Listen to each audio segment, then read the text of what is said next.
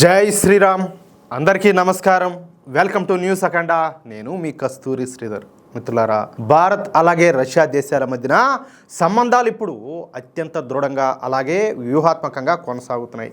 Russia మనకు మొదటి నుంచి మిత్రదేశంగా కొనసాగుతూ వచ్చిందనమాట.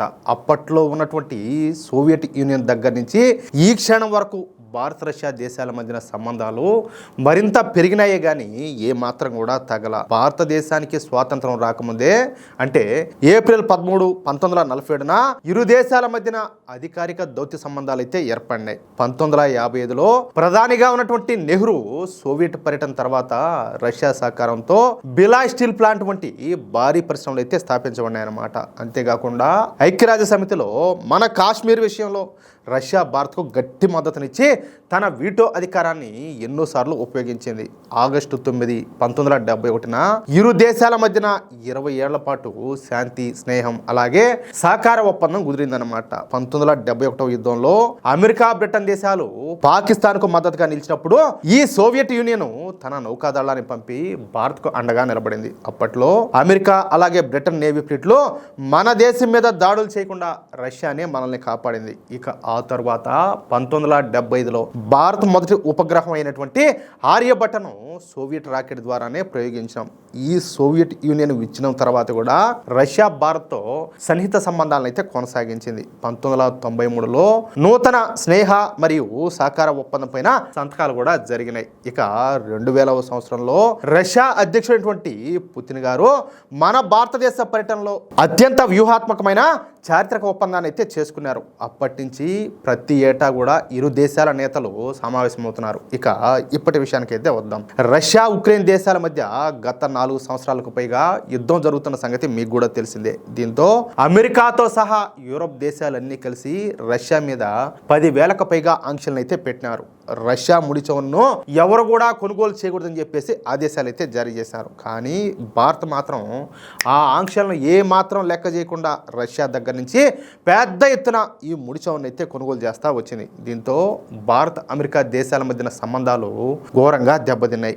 ఈ క్రమంలోనే ఈ సగం పిచ్చోడైనటువంటి డొనాల్డ్ ట్రంప్ మన మీద ఏకంగా 50% పన్నులు విధించాడు. అయినప్పటికీ మన మోడీ ప్రభుత్వం ఎక్కడా కూడా వెనక్కు తగ్గకుండా రష్యా నుంచి ముడి చమురును కొనుగోలు చేస్తూ వచ్చిందనమాట. దీంతో ఇరు దేశాల మధ్యన ఈ వాణిజ్యం అనేది $65 బిలియన్ పైగా చేరుకునింది. అయితే ఈ మధ్యలో ఇప్పుడు కొత్తగా ఇరాన్కు అలాగే అమెరికా, ఇజ్రాయెల్కు మధ్యన యుద్ధం వచ్చి పడిందనమాట. దీంతో ఈ ఇరాన్ దేశం హోర్ముజ్ జలసంధిని మూసేస్తామని చెప్పేసి హెచ్చరించింది. ఈ హోర్ముజ్ జలసంధి నుంచి నౌకలు వెళ్లకుండా బ్లాక్ చేసి పారేసింది. అయితే మన భారతీయ నౌకలకు మాత్రం పర్మిషన్లు ఇచ్చింది. కానీ ఇప్పుడు ఈ యుద్ధ వాతావరణంలో హోర్ముజ్ జలసంధి ద్వారా ముడి చమురు అలాగే గ్యాస్ రవాణా చేయడం చెప్పాలంటే చాలా కష్టంగా మారిపోయింది. దీంతో మన భారత్కు పెద్ద చిక్కుచ్చి పడిందనమాట. సరిగ్గా ఈ సమయంలోనే రష్యా ఉప ప్రధాని అయినటువంటి డెనిస్ మంత్రోవ్ భారత్లో పర్యటించారు. మొన్న 2 రోజుల పాటు ఈ రష్యా ఉప ప్రధాని భారత్లో పర్యటించారు. ఈ సమయంలో మన భారత్ ఎదుర్కొంటున్న కష్టాలను తెలుసుకున్నటువంటి రష్యా ఉప ప్రధాని డెనిస్ మంత్రోవ్ గారు వెంటనే ఈ విషయాన్ని రష్యా అధ్యక్షుడైనటువంటి పుతిన్కు తెలియజేశారు. అంతే, రష్యా అధ్యక్షుడైనటువంటి పుతిన్ గారు వెంటనే మన భారత్కు కావాల్సినంత ముడి చమురును అందించడానికి పచ్చజెండా అయితే ఊపారనమాట. అంతేకాకుండా మన భారత్కు ముడి చమురుతో పాటు ఎల్పిజి గ్యాస్ను కూడా అందిస్తామని చెప్పేసి స్పష్టం చేశారు. పశ్చిమాసియాలో నెలకొన్నటువంటి ఉద్రిక్తతల నేపథ్యంలో భారతదేశానికి ముడి చమురు అలాగే సహజ వాయువు సరఫరాను పెంచేందుకు రష్యా అయితే అంగీకరించింది. అంతేకాకుండా మన ప్రధాని మోడీ గారిని రష్యా కూడా ఆహ్వానించారు.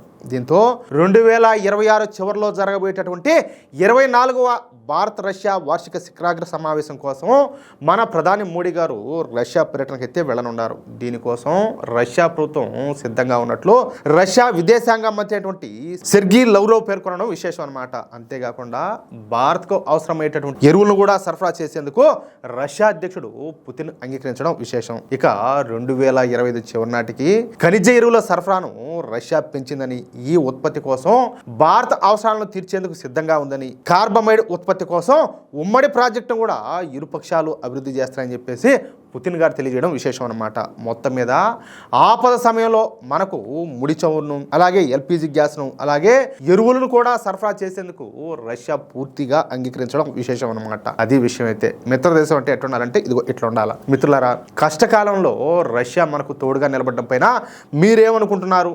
పుతిన్ తీసుకున్న ఈ నిర్ణయం మన దేశ ఆర్థిక వ్యవస్థకు ఎంతటి బలాన్ని ఇస్తుందని చెప్పేసి మీరు భావిస్తున్నారో కింద ఉన్నటువంటి కామెంట్ బాక్స్లో తప్పకుండా మీ అభిప్రాయాన్ని తెలియజేయండి.